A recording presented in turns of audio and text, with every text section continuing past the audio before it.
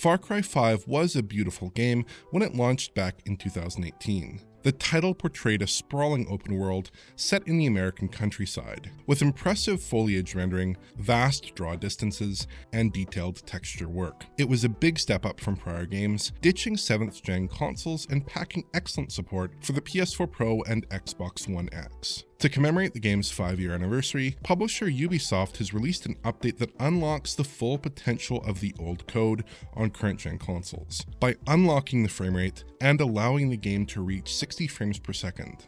With Far Cry 5's advanced visual target and broad scale in mind though, a perfect 60 might seem a bit ambitious for this particular title. So is this a smooth experience, or are gamers in for a bit of a bumpy ride?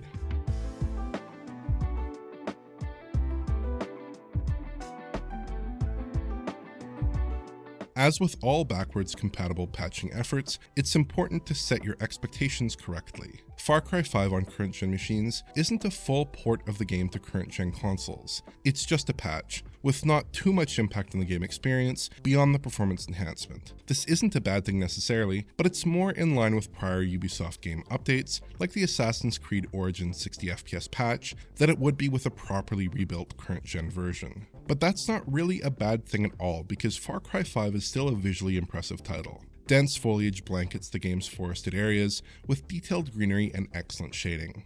Materials and texture work are both top-notch and hold up perfectly well even at close range. The lighting remains attractive, especially outdoors, and interiors even hold up passably well, packing evocative, if slightly crude, GI coverage. Despite its 5-year-old vintage, which is a detail that Ubisoft is eager to emphasize, Far Cry 5 continues to stand strong from a graphical perspective. It's not all perfect, of course, and there are some inconsistencies that do betray its last generation heritage, but it's hardly an unattractive game. With most current-gen software still largely built on cross-gen technology, it's a hard game to fault from a visual perspective. We've seen some really rough game launches recently, but even the more technically accomplished efforts are often constrained by 10-year-old console hardware, limiting the new consoles to lower-key upgrades to visual settings alongside framerate boosts. And that's essentially what Far Cry 5 delivers here as well. Looking at the Series X release, it's hard to pull the game down from its 60 FPS target. Big firefights, screen-filling explosions, and fast reversal. Far Cry 5 handles all of this without any framerate issues.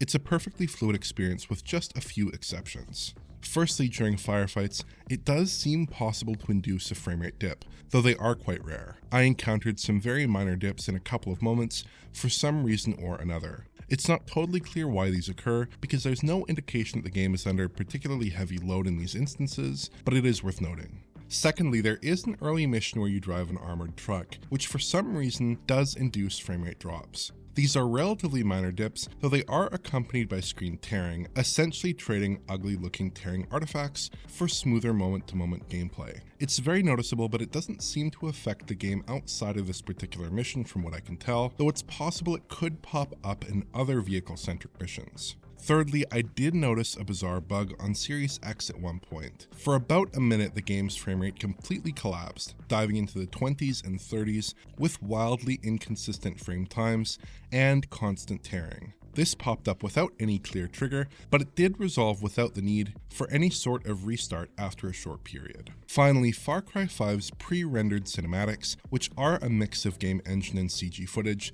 seem to run at 30 FPS. Most of the cutscenes are real-time and have no issue whatsoever hitting 60 FPS, but some of the more complex and narrative-heavy pre-rendered sequences play back at 30.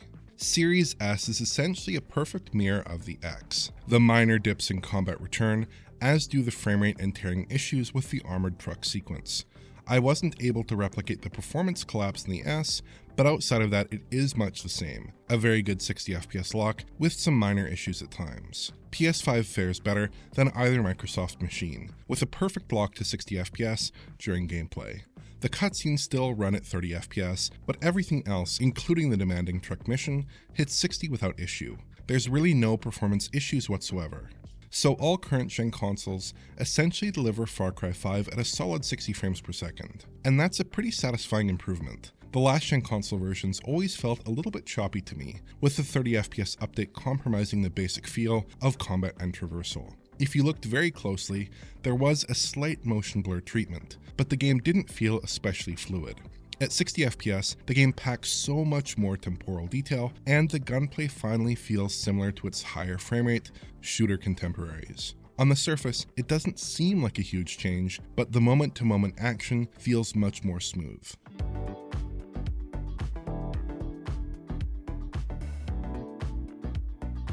So the gameplay is much improved, but the visuals have actually been altered in some unexpected ways as well.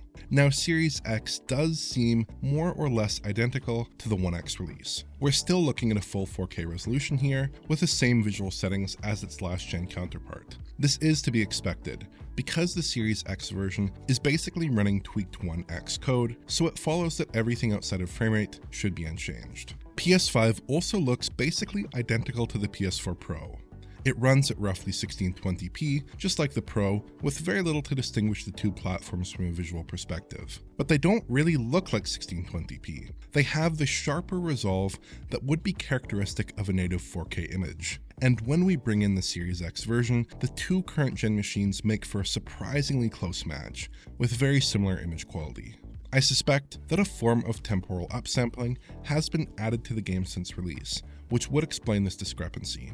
The launch code, as John reviewed it some 5 years ago, did exhibit some large differences in image quality between PS4 Pro and One X, but the game as it stands today looks very similar between the two, despite seeming to sport the same 1620p versus 2160p resolution split as it did originally.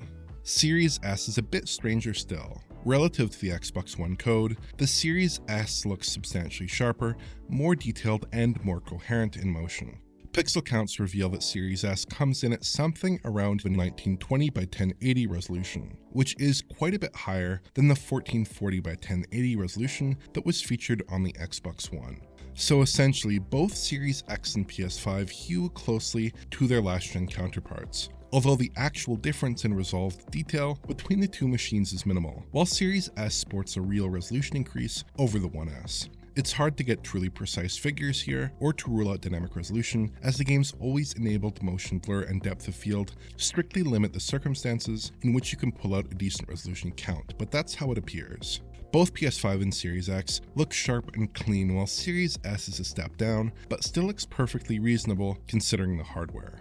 Curiously though, Far Cry 5 on both Series X and S was updated in 2021 with Microsoft's FPS Boost backwards compatibility enhancement. This offered the key performance improvement from the current gen release, but ran at 1440 by 1080 on both consoles. Series X users would have to choose between a low-res FPS Boost version and the high-res 30 FPS Xbox One X code, which was a tough choice. The updated version essentially offers the best of both worlds on Series X and even offers a substantial boost in clarity for Series S as well. Plus, the occasional framerate drops that were observed on Series S are mostly gone in the updated release.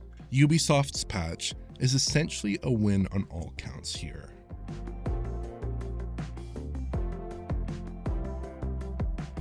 Far Cry 5 is in the running for my personal favorite Far Cry title. It might not have the most distinctive setting, or the best villain, or the largest map, but it is a very polished and well-executed open-world romp. All of the outposts feel distinctive, the firefights have a very free-form quality, and the game itself has a more open-ended structure than any other Far Cry game.